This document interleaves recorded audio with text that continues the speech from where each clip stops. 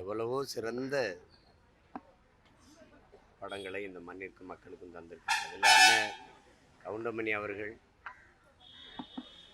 இந்த மக்களை சிரிக்க வைத்து மகிழ்ச்சி கடலில் ஆழ்த்திய இந்த மாபெரும் கலைஞன் தன்னுடைய வாழ்வின் உயிர் துணையை இழந்துவிட்டு பெருந்துயரத்தில்